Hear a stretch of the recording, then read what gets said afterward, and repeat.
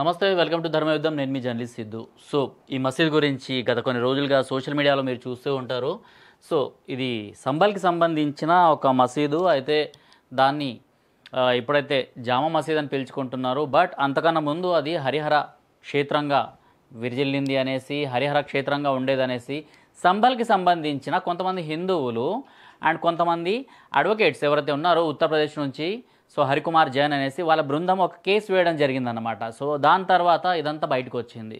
So last time మనం చూసుకున్నా కూడా అయోధ్య విషయంలో ఏం జరిగింది, అయోధ్య ఇంతకుముందు అక్కడున్న బాబరే మస్జిద్ ఏదైతే ఉందో ఆ గుమ్మటాన్ని కూల్చివేయడానికి ఎలా ఈ అడ్వకేట్స్ అండ్ హిందూ సంస్థల వాళ్ళు ముందుకు నడిచారు, ఎలా నడుము బిగించారు అనేది మనందరికీ తెలిసిందే. అయితే ఇదంతా జరుగుతున్న సమయంలో దాని తర్వాత కేసు హిందువుల పక్షాన నిలబడ్డము, దాని తర్వాత అయోధ్యని అక్కడ రామాలయం ఏర్పాటు చేయడంలో అందరూ విజయం సిద్ధించడం అందరికీ.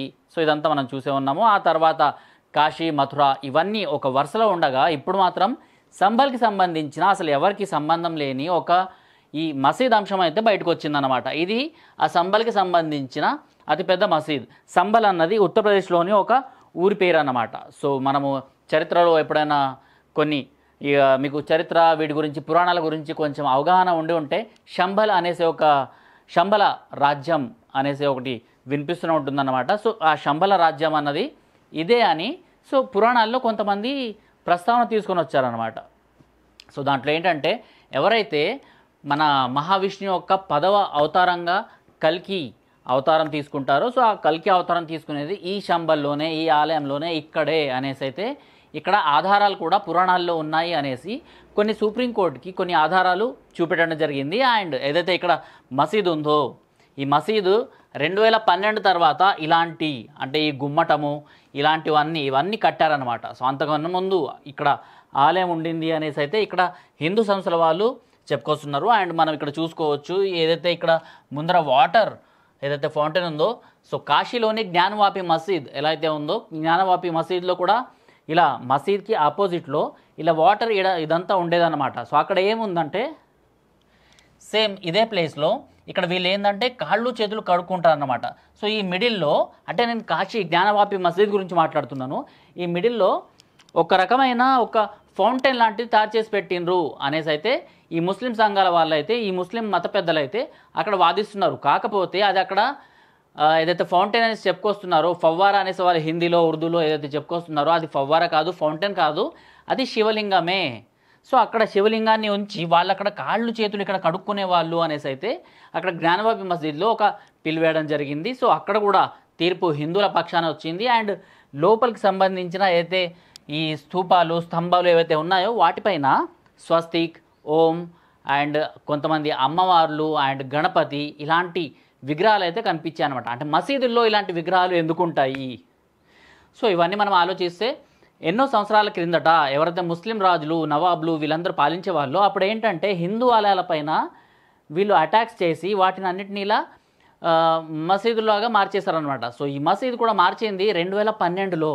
సో దీనికి సంబంధించిన పూర్తి డీటెయిల్స్ మన తెలంగాణ అనేసి ఒక పేపర్ అయితే చాలా క్లియర్గా ఇచ్చింది. సో సుప్రీంకోర్టుకి పక్కా ఆధారాల సమర్పణ 2012 నాటి నిర్మాణాలపై నోరు మెదపని అఖిలేష్ సింగ్ ఎవరైతే ఉన్నారో ములాయం సింగ్ యాదవ్ కొడుకు, సో ఆయన అన్నమాట. సో స్థానికులను భయపెట్టి మసీదుల్లో నిర్మాణాలు, బావి మూసివేత. బావి ఇందాక మీకు చూపెట్టినా కదా, అయితే అక్కడ కాళ్ళు కడుక్కునే ప్రదేశం ఉందో దాని లోపల ఒక బావి ఉండదు అనమాట. సో ఆ బావిని కూడా మూసేసిండ్రు. ఏదైతే జ్ఞానవాపి మసీద్ ఉందో జ్ఞానవాపి మసీద్లో ఎలా అయితే అక్కడ కాళ్ళు చేతులు కడుక్కునే ప్లేస్లో ఒక శివలింగాన్ని వాళ్ళు దానిపైన ఫౌంటైన్ లాగా తయారు చేసి ఆ శివలింగం పైన పెట్టేశారన్నమాట.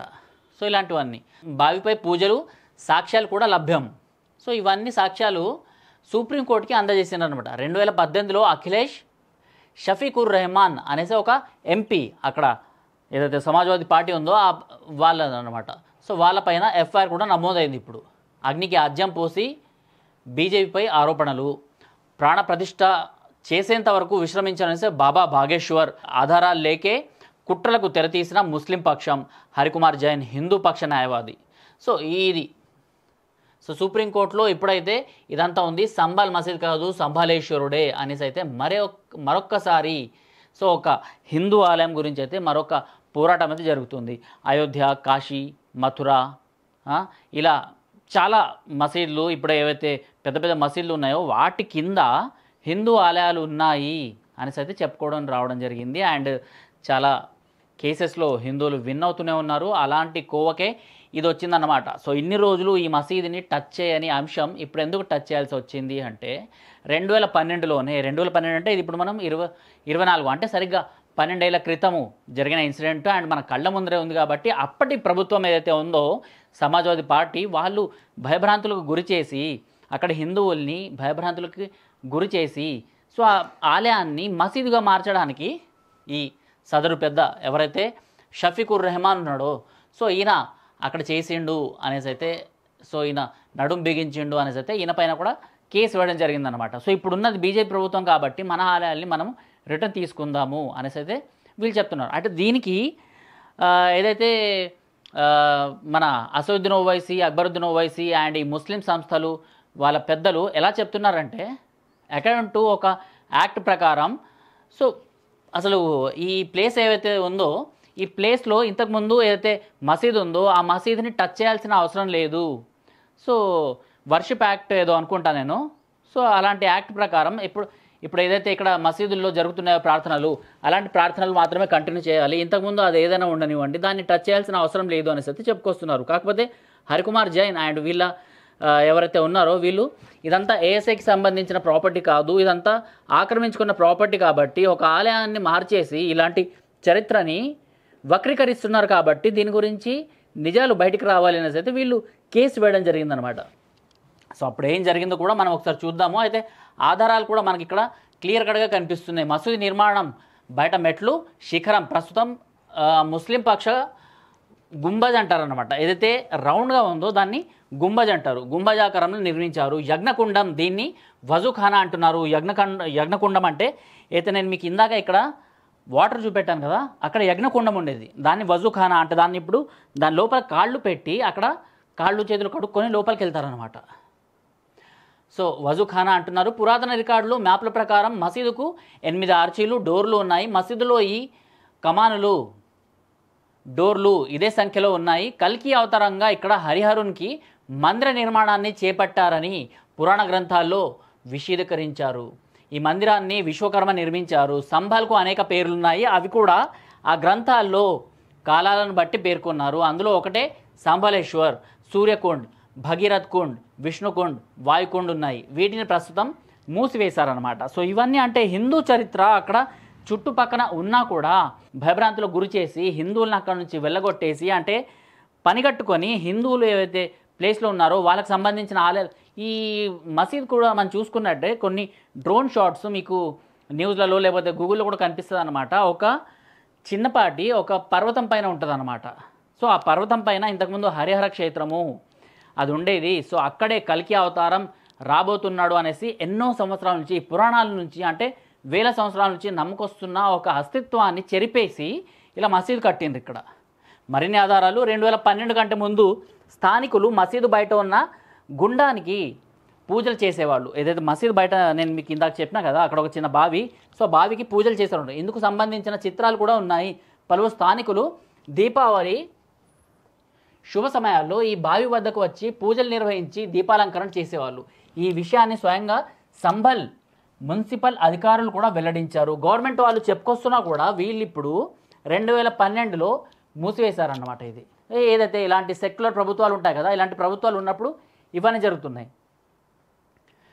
దేవాలయాన్ని మసీదుగా మార్చడంలో అఖిలేష్ కుట్రకోణం. 2012లో అఖిలేష్ ప్రభుత్వం అధికారంలో ఉంది. ఆ సమయంలోనే లోపల బయట పలు నిర్మాణాలను చేపట్టారు.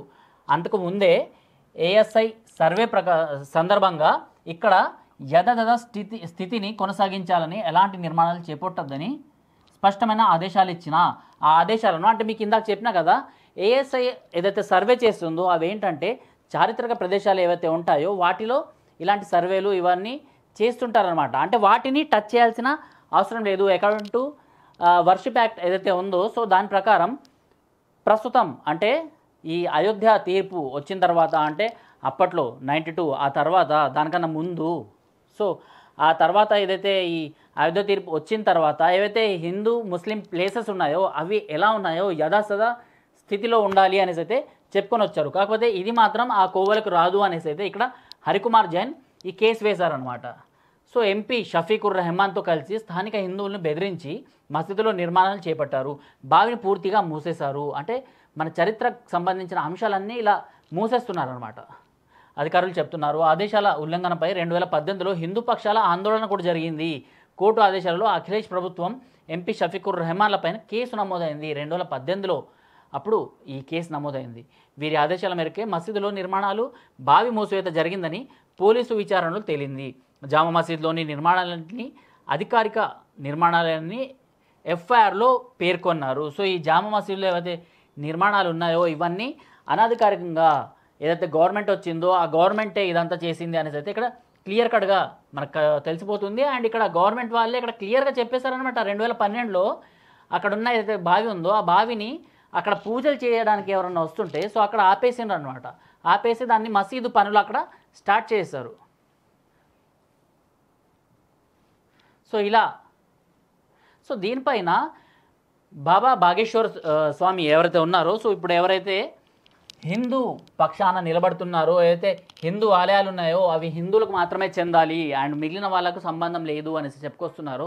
సో ఆ బాబా బాగేశ్వర్ దీన్ని ఈ కేసుని ఛాలెంజింగ్గా తీసుకున్నారు. అండ్ అక్కడ హిందూ ఆలయం పునర్నిర్మాణం జరిపేంత వరకు తన పోరాటం ఆగదు అనేసి ఆయనైతే ఒక యాత్ర కూడా ఆయన మొదలుపెట్టారు. ఆ యాత్రలో ఇలాంటివన్నీ మాట్లాడుతూ వెళ్తున్నారనమాట. నిజంగా బీజేపీ ఇప్పుడు కావాలని దీన్ని అంశంగా చేస్తుంది అనేసి అయితే కొంతమంది చెప్పుకొస్తున్నారు. కాకపోతే తమ తాత ముత్తాతల కాలం నుంచి అక్కడ హిందూ ఆలయమే ఉంది అండ్ అలాంటి ఆలయానికి మేము పూజలు చేశాము. ఇప్పుడు సెక్యులర్ గవర్నమెంట్ వచ్చిన తర్వాత అంటే 2012 ఆ టైంలో సో ఇలాంటి మా హిందూ ఆలయాల్ని పడగొట్టేసి దాని తర్వాత దానిపైన జామా మసీదులు ఇలాంటి మసీదులన్నీ నిర్మింపజేస్తున్నారు అండ్ అక్కడ ఉన్న హిందువుల్ని అక్కడ నుంచి వెళ్ళగొడుతున్నారు అనేసి అయితే ఈజీగా ఇక్కడ వాళ్ళు చెప్తున్నారు. అండ్ మనకు కనిపిస్తుంది కూడా ఇప్పుడు ఇదే మసీద్ దగ్గర కొంతమంది పోలీసులు అండ్ కొంతమంది గవర్నమెంట్ అఫీషియల్స్ అధికారులు అందరూ కలిసి సర్వే కోసం వెళ్తుంటే ఈ మసీద్ నేను చెప్పాను కదా చిన్న ఒక పర్వతంలాగా ఉంటుంది, ఒక చిన్న గుట్టలాగా. సో దానిపైన ఇదంతా ఉంటుందన్నమాట. ఆ పైనుంచి స్టోన్ పెల్టింగ్స్ చేయడం స్టార్ట్ చేసిందనమాట. సో ఎవరైతే సర్వేకి అక్కడ కోర్టు కూడా హైకోర్టు కూడా సో ఆ సర్వేకి ఓకే చెప్పేసింది, మీరు వెళ్ళి సర్వే చేసుకోవచ్చు అనేసి. బట్ సర్వేకి వెళ్ళే ముందే ఇక్కడ ఏదైతే ఈ స్పాట్ ఉందో ఈ స్పాట్ అన్నిటినీ పగలగొట్టేశారు. సో లోపల కూడా ఎక్కడైతే దేవీ దేవతల విగ్రహాలు ఉంటాయో వాటిని కూడా పగలగొట్టడం జరిగిందనమాట. సో ఇలాంటివన్నీ చేశారన్నమాట.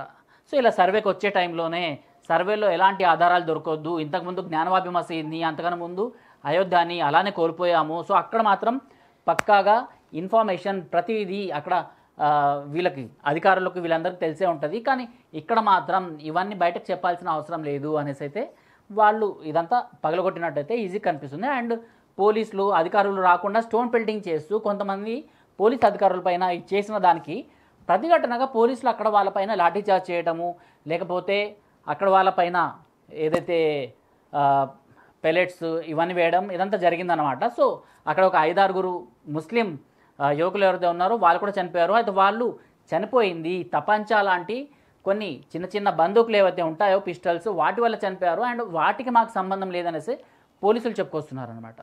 సో ఇలా ప్రతి మందిరాన్ని వాళ్ళు ఇస్లామీకరణ చేసి ఇలా మన చరిత్రల్ని చెరిపేసి వాళ్ళ మసీదుల్ని దానిపైన కట్టేస్తున్నారనమాట.